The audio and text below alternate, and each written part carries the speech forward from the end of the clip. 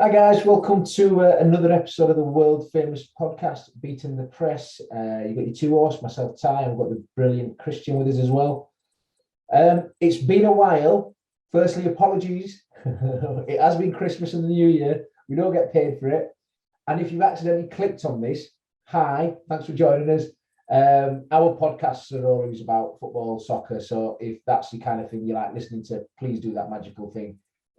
Like, subscribe our channel, share it, help us grow.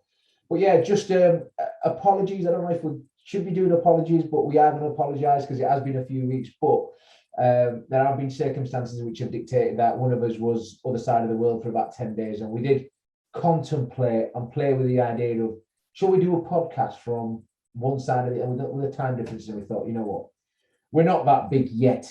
So let's just wait till we get back. Wasn't a lot going on as well. There wasn't a lot going on during that time as well. It's when you got back. I know, yeah. It's just when I got back. So we have been a bit lazy it was just before the New Year I got back. But anyway, here we are now.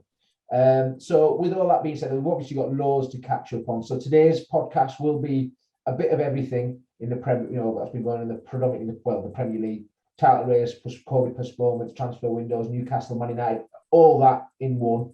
But just to give us a bit of structure, as always, I'll pass over to Chris, who will kick us off, and then we can go from there. But before I do pass on, how was Christmas and New Year? By the way, we're friends, but it's the first time we actually spoke. How was Christmas? Yeah, Christmas was pretty boring in the Kamara household this year. We had like a little bit of illness, non-COVID related, yet it kind of felt like it because we pretty much isolated from the rest of the world for the full period. We had a couple of people over. They were ill also, but New Year's Eve I went crazy. Myself, me missus and me missus's mum. And we just got plenty drunk, got hammered and dancing on my kitchen table pretty much. So that was good. It was a relatively quiet one. I think everybody had a quiet one. Didn't seem like much was going on this year, fortunately, through COVID and what have you. But obviously you were on the other side of the world. It was you. How was yours? Yeah, so I went back to Pakistan. I was born in Pakistan, but I've not been for, I think 18 years, 17, 18 years the last time I went. But my parents didn't know I was going, so that was going to be a complete surprise for them. I hadn't seen them for a year and a half because of COVID. So it was just going to be a complete surprise. Brilliant. They were surprised and shocked and elated at the same time, I think. And then the reason why I went was it was my younger brother's wedding. He decided to get married out there. I think good decision because the weather was brilliant. It was like 20 degrees during the day, cold at night in the morning. But no, overall, really good getting there. I had fun because I went the long way around. So I stopped off at 3 different countries. So I stopped off in Italy, Milan for a few hours, and then in Riyadh in Saudi Arabia. And I managed to big some free airport lounge passes as well. So I was just literally eating and drinking as much as I wanted. And then on the way back, I stopped in Turkey for a day. So it was cheaper, but I was on my own. So it was absolutely fine. And really good. And obviously I managed to watch some football, but with the time differences, I missed quite a few games as well, traveling back and forth. But no, good to be back home and back. I've actually got five-a-side straight after this, so that'll be the first time playing football in about 3 weeks, and I'll be slow as fuck. But no, of all that, apart from that was good. But this was something we thought we needed to get on with, and we normally do one every week. But obviously, that said, I had a few things going on in our lives, so here we are. Absolutely. But yeah, obviously, we thought we'd do a little bit of a recap. And what we wanted to talk about specifically, first and foremost, was the title race or lack of title race. Obviously, in our last podcast, we'd done kind of like a predictions. And we weren't too far off. I think we had Manchester City top. We might have had Liverpool in second, and we said that Chelsea would fall away. And it turns out that Chelsea and Liverpool ended up falling away. Now, obviously, performances have not been great from Liverpool, but you can put that down somewhat to the injuries and the COVID situations, and also for their part as well, Chelsea, they've been quite unfortunate with theirs. But you'd think with the squads that they had, they kind of come over those issues. But obviously, Liverpool and Chelsea played each other recently, with Liverpool taking a 2-0 lead and then almost pretty much collapsing.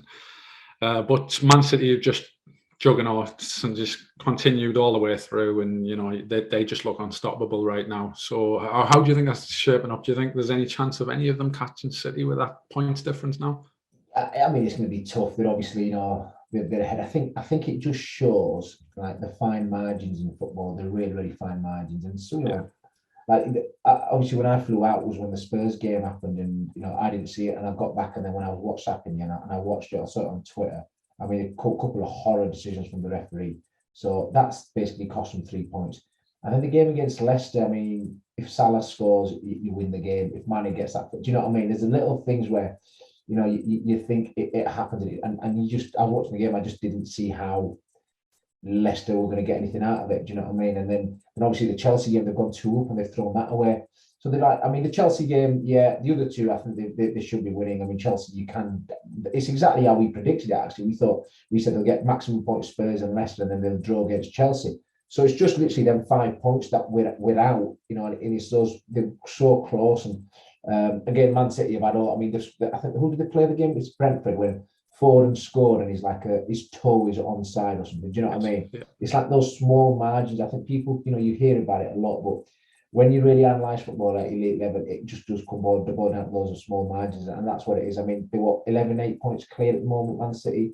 They've got I think they're playing Chelsea, aren't they? And I think if they beat Chelsea, I think it's going to be unbelievably tough, because the thing for Liverpool and Chelsea is who's going to beat Man City to stop them, because they need to lose games. They need to lose through 3 games. And I think if they got Liverpool and Chelsea, and it's like, well, they should have lost to Arsenal as well, really. But then they've had they were very fortunate against Arsenal. I mean, they've had 2 decisions, penalty decisions, which were horrors, and then Gabriel had an absolute brain fart. You know what I mean? So there's moments that are going for him, which you need look to entitled. You're not going to win them, but it's still. I don't think you can say they've won it just yet, because Liverpool and Chelsea are 2 clubs that just wouldn't lie down and say that's it. I think they're going to continue going for it. It'll be interesting to see where they are sort of end of January. Wait for. I mean, it's obviously Mane and Salah have gone and catered, and Mendy's gone for Chelsea as well. We'll see how they do without their sort of African players, and when they come back, and that'll be interesting. But I mean, I think there's other issues within the teams as well. I mean, Chelsea have just drawn way too many games. Liverpool's inability to hold on to a lead. I think Kieran made a really good point.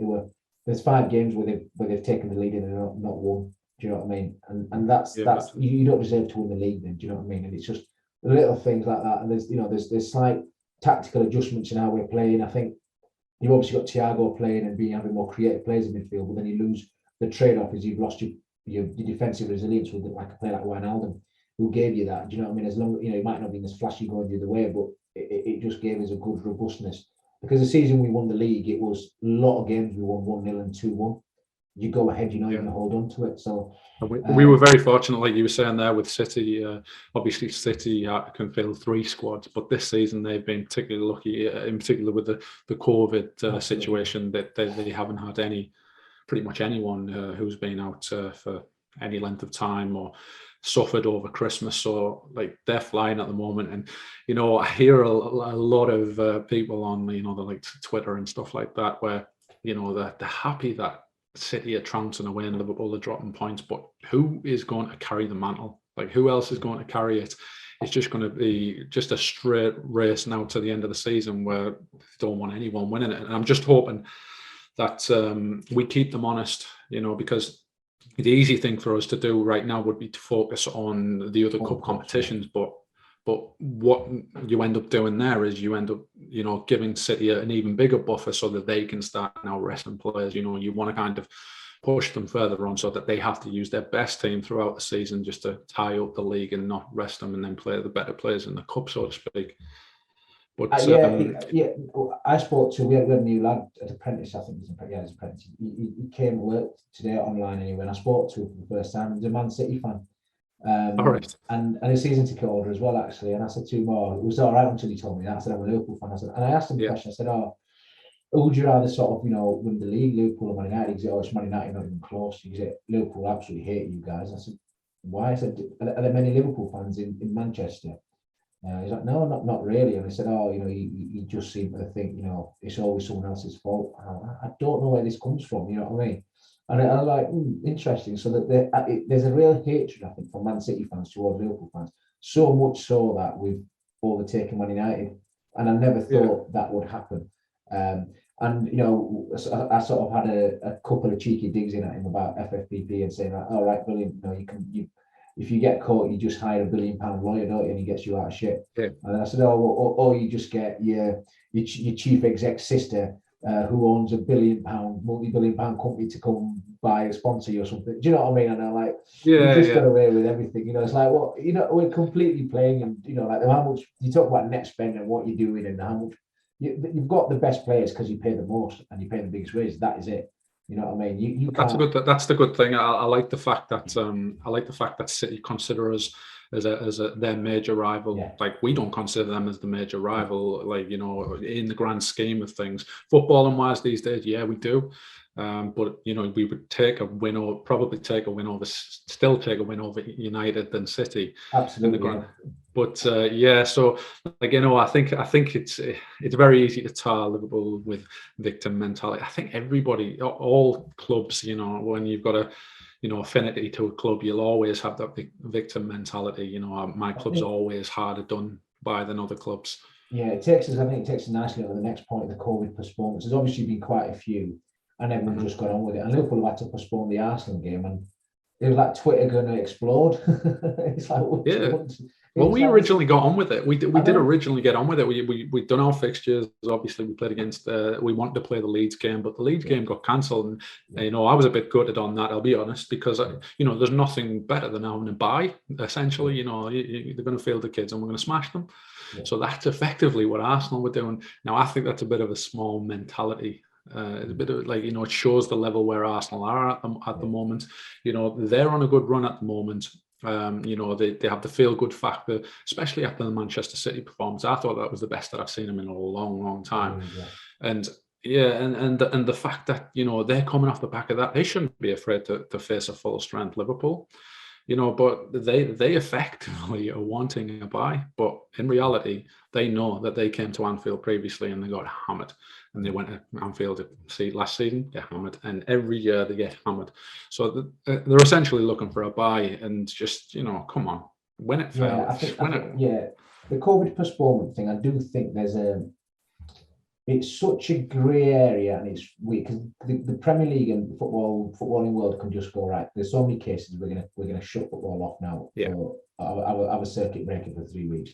But because 2022 is so congested with the World Cup at the end of the year, there's literally just no time. So they've got to go with it and to look at it case by case. Now, Liverpool against Chelsea could have requested a postponement because obviously Klopp wasn't there. They had 9 first teamers out.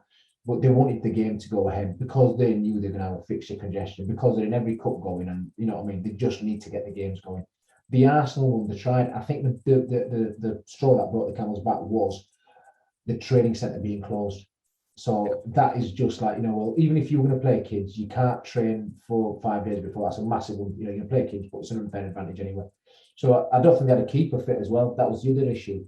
So I think you've got to have at least 2 keepers, but they have no keepers. Who stick Milner in goal? You know what I mean? It's like was Karius available? I don't even think they checked in with him. I know, yeah, that Karius does not. No, he's not a keeper. He's not available. Yeah, so no, I just think the whole, seeing everyone's reaction to Liverpool having to postpone it, I just thought I didn't realise that we were living in that many people's heads rent free, but obviously we are.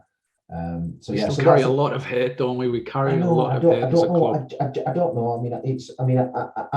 I've met Liverpool fans who are absolute dickheads, and I get that. Every club has them, but I think it's a newer generation, younger generation that are probably worse. And just, they'll have their Twitter accounts with a player of Paul Pogba, for example, and do you know what I mean? And just spout rubbish, and you just think, and they get a following because they've got so many like-minded stupid dickheads, and you're fighting against an invisible wall, aren't you? I think you've got to think about it like from a perspective of when we were younger. We obviously used to think that all Man United fans were dickheads, so we still kind of do a little bit. We're a little bit older, so we have a bit more of a balanced opinion. We know there's good and bad, like you just said. But when we were kids, Manchester United were the team. They were the dominant force, and they were our biggest rivals. So we had an automatic right to hate them. Now, obviously, they still see us as their biggest rivals, and effectively, they are still the biggest rivals. But we're on top now, and that makes them. But the hate from the other clubs, I don't understand it, because if it weren't for Liverpool, this would be effectively Ligue 1. It'd be PSG. It would be Juventus. It would be Bayern Munich. So in reality, we've kept Manchester City honest in their most dominant phase. Any other last 5 years, Liverpool would have probably won 3 titles. This isn't now a league where you can win it with 82 points or 80 points or 76 at one point. You hitting 90s, mid 90s, 100 points. You've got to do that in order to win with this City team. You need a minimum of 90 plus. Mid 90 won't even win you it. It's the bar's been completely raised. It's a different ball game now. Yeah, back in the day, you kind of balance out the likes of Chelsea's money with the likes of Sir Alex, his ability to maybe bring his players up, because Manchester City never always had the best manager. Now, when you put in the amount of money that they have and the incredible manager that they have, and you put them both together, it's virtually impossible for them to stop. And it's only a man like Jurgen Klopp that's managed to do that. No point. Right, moving on to transfer window so far, and we're going to kick it off with the Toon. The boat. I tell you what, Kieran Trippier is a hell of a signing for them to go in back straight up. I am shocked that Man United didn't go in for him. Absolutely shocked. For 12. Firstly, I think forget the player. I think the bargain they've got for 12 million for Trippier. If I'm any club and I see Newcastle, I'm like multiplying it by 4. Do you know what I mean? So 60 million. You know what I mean? And they're like, let's see what it goes. Exactly. They've gone smart with it. I think Botman as well. Sven Botman, the defender from who plays in Liga, they put 25 million and 27 million. They won him more. So they'll increase it gradually, but they won him. And there's talk about Coutinho as well. I think, and Coutinho's obviously on the list as well. I think Eddie Howe's doing the really smart thing. He's going for players that have played in the Premier League. Do you know what I mean? He's going Trippier, Digne, Coutinho. He's just going to increase. And I think that if they get because they got a match cancelled, postponed, didn't they?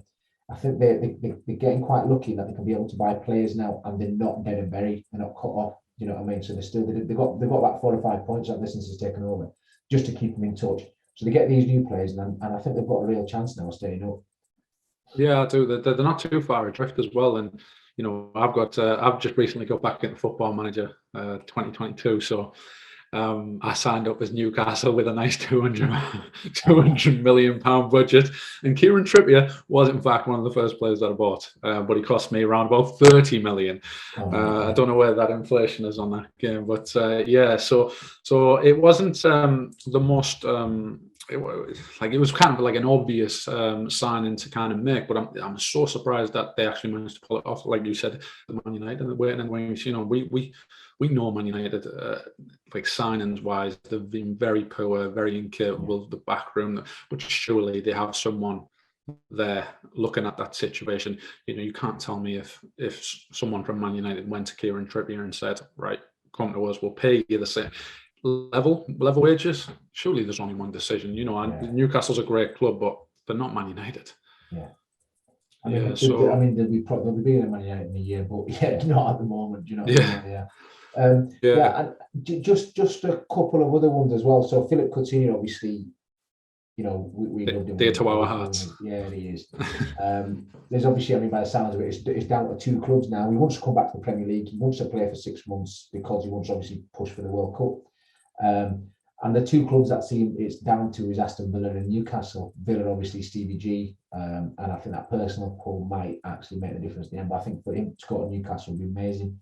There were rumours, I don't know how much strength there was in it, that we were in for him as in Liverpool were in for Coutinho. And I thought, yeah, absolutely, because you could play in one of those wide left forward roles or in midfield as well. So it gives you a bit of cover. When you say 6 months, are they looking to sign him permanently, or is it just a 6-month deal? I think at the moment it's just a loan, but I think Barcelona just need to get rid of players, don't they? Because just to get more signed, because they obviously signed Ferran Torres from Man City, and they're getting rid of players. Luke De Jong will be on his way as well. There'll be quite a lot of players leaving, and Barcelona are obviously trying to get more of Xavi style players in, and something that they're obviously thinking long term with Xavi, which is what they've got to do. So yeah, Coutinho. the fact they paid 140, Dembele is another one. I think he's going on a free at the end of in summer as well. So that's another Just a quick 140 question.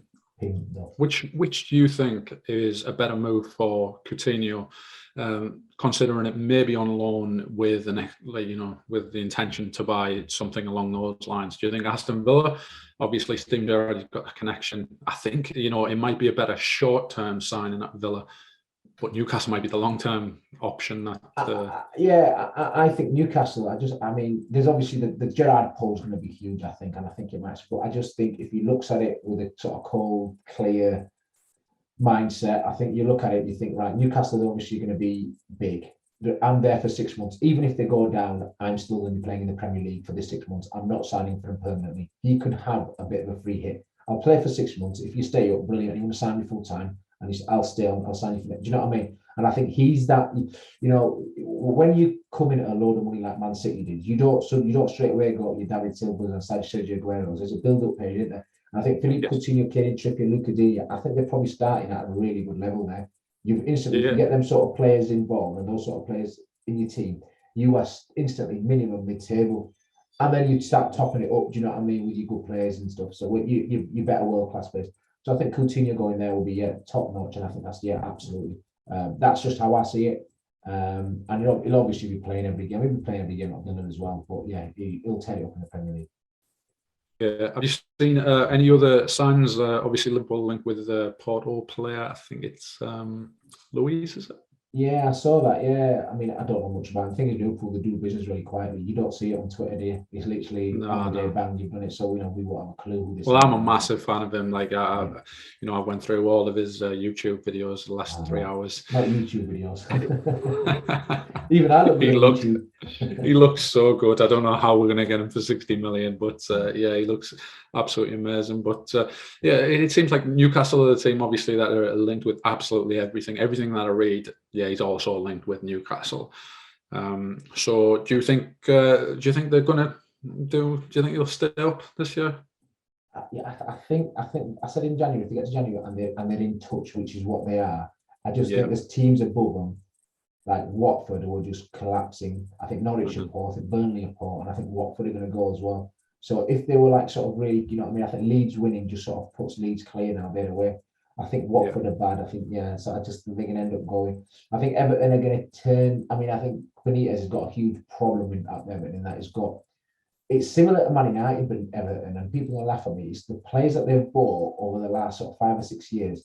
They're just not good enough. They paid over the odds for some very average players, and they had a strategy which made no sense. The owners put $500 million into it, and he's thinking, where's my return? So I think they've got the right ideas. They bought the left back from Ukraine. I can't remember his name, and they bought Nathan Patterson from Rangers as well. So he's obviously realised he's got issues in his full-back areas. Coutinho and him, they've had a fallout happen, so it looks like he's going to move on. So I just think Rafa will do. I mean, he's obviously close to heart. He's a brilliant manager. I think Everton are lucky to have him at the moment. I think the results are the result of previous years' recruitment. Yeah, so the last transfer speculation that I wanted to discuss with you is Man United. Now, it seems like they're a club in turmoil at the moment. You think that it's going to get solved, when Solskjaer moves out and then Rangnick comes in. There's a lot of optimism with the fans. And ultimately, we see that it's not just Solskjaer, it's ultimately the players. And I think we knew that all along anyway. But one player that they have been linked with is Ruben Neves. Obviously, he played against them the other day. He was fantastic. I can see right now, Sky Sports, they're not exactly pushing it, but they're kind of quoting other newspapers. Is he the type of player that you think that they need? I watched the game against Wolves, and I thought Coutinho and Neves were brilliant. Like, you watch it, you play centre midfield, and as a pair, them two, like, you watch the angle and the distances when they press and how the other one supports. Now, they always play 3-4-3, so they'll have them two, even if they're up against a 3. Well, you watch the distance they press, when they don't press, and when they get the ball, or when they recycle it from one side to the other, or when they push it forward, or when they go for the big switch. Every decision they made was pretty much perfect.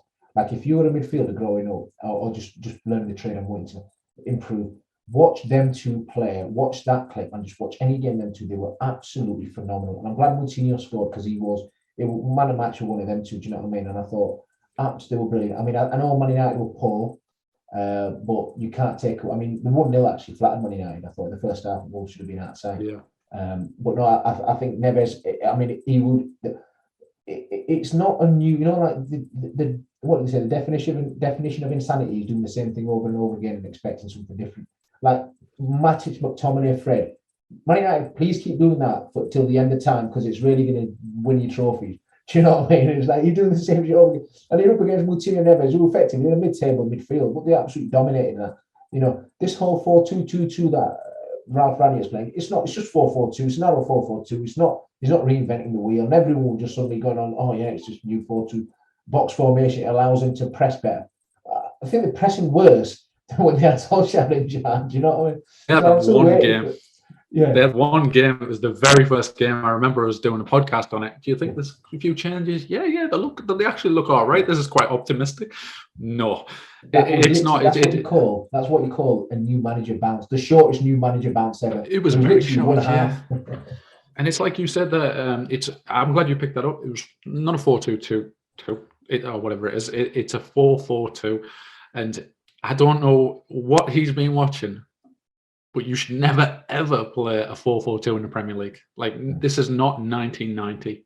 You know, you can't afford to surrender the midfield like Man United do. Like, they haven't got the players to do that. They haven't, you know, unless you're the likes of Kovacic and Kante, you know, maybe holding down a 2 in the midfield.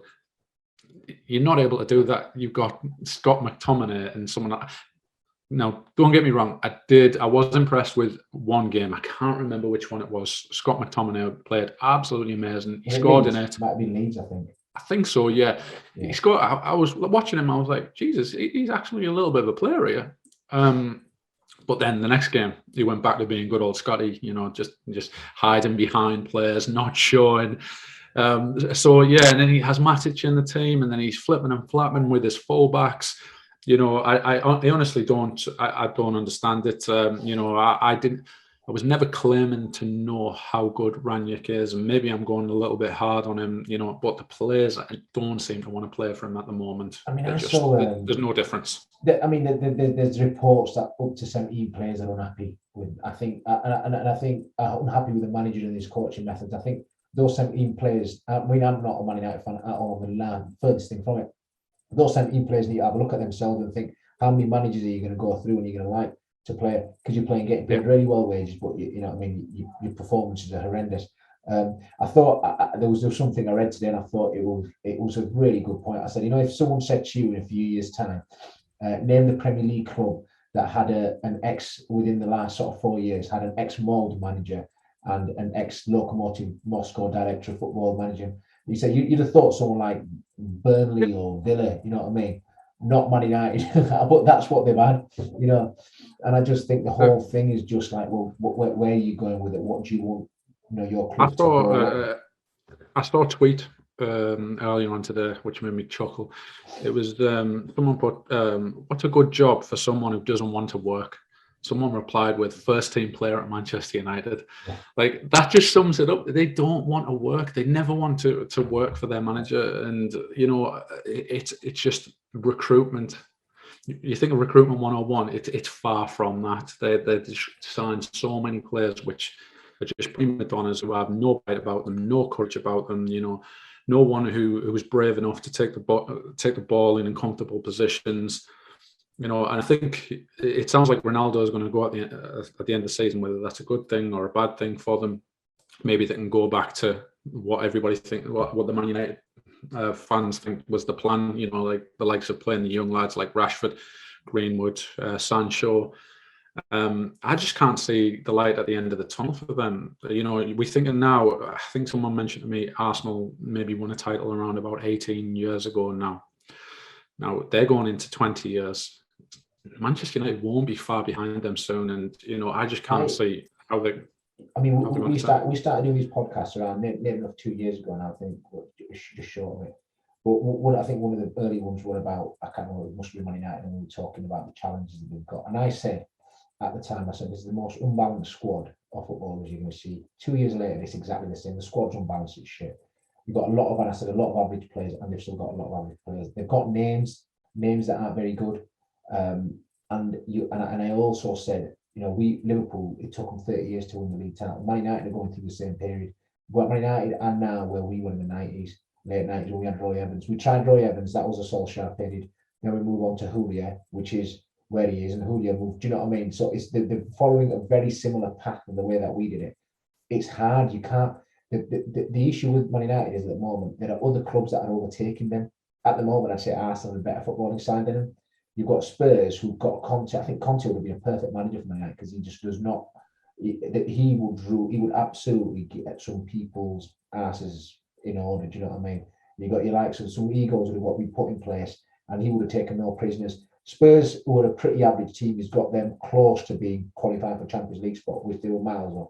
Then you've got the other three teams who are a distance away from them. Do you know what I mean? So Man United have got huge issues. The whole recruitment thing. I mean, this whole Rangnick thing is there as an interim till the end of the season. Then he goes upstairs for 2 years.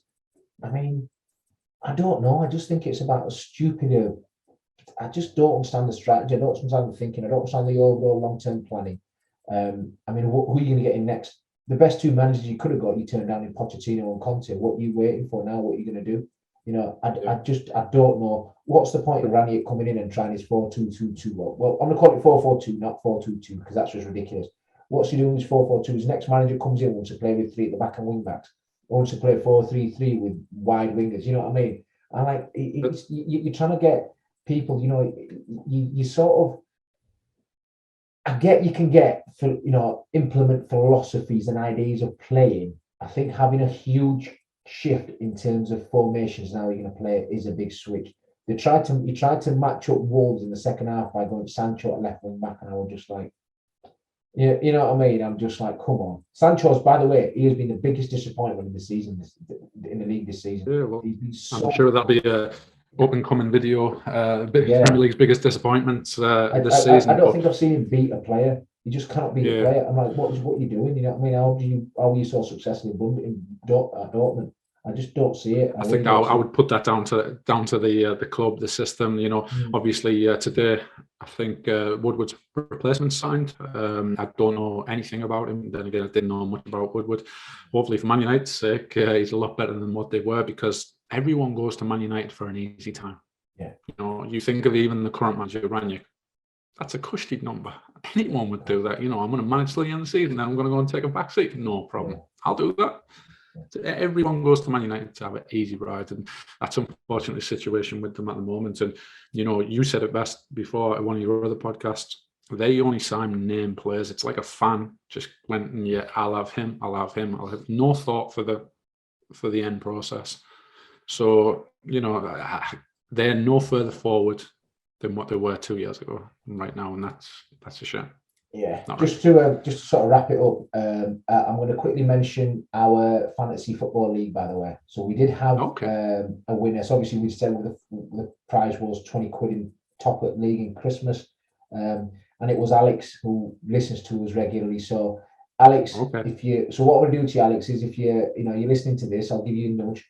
Comment underneath here, drop us a message, and we'll get in touch and we'll get the money. Alex, you only get the money if you've actually watched this video all the way to this point. That's it, yeah. Okay, so I'll let you know. I said you've got to watch the video, and this is the point you get it to. That £20 hard earned, you got to think that's like 4 days working in Pakistan. Okay, so earn that £20. To prove that you've watched it, and when you put the word pineapples in the comments. Yeah. Pineapples, okay, with an S, not a Z.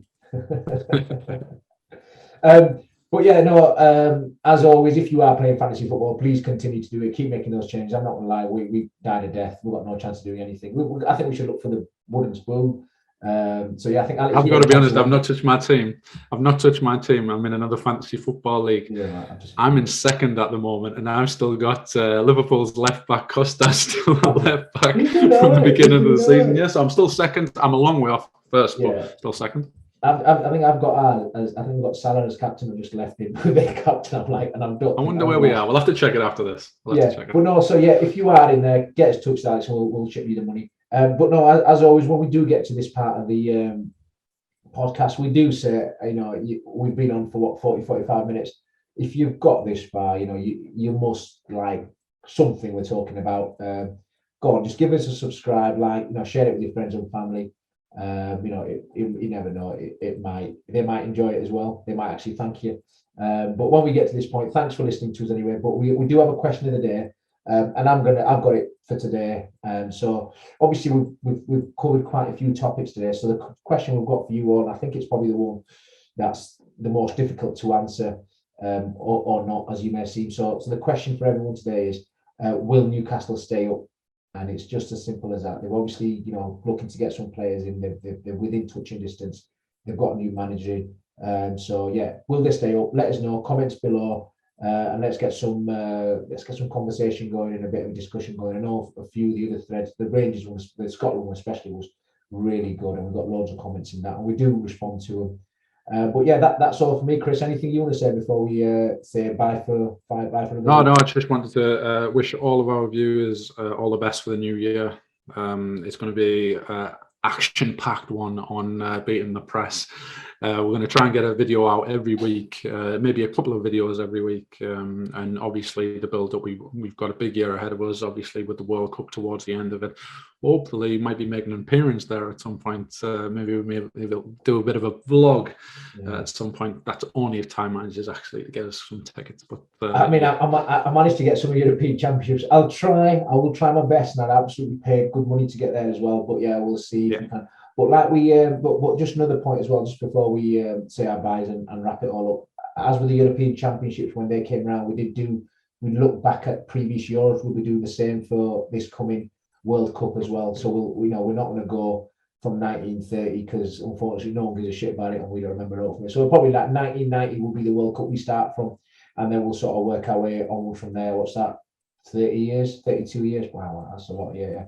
So from 1990 we'll work, but we'll work our way. Might be every couple of weeks or something, or we might even do it monthly. That's something for us to look at. But that's something for you guys to look forward to as well, because I know the Euros ones were really well received. We've got a load of views and good engagement with them as well. Yeah, you're just saying that 30 years. I feel old.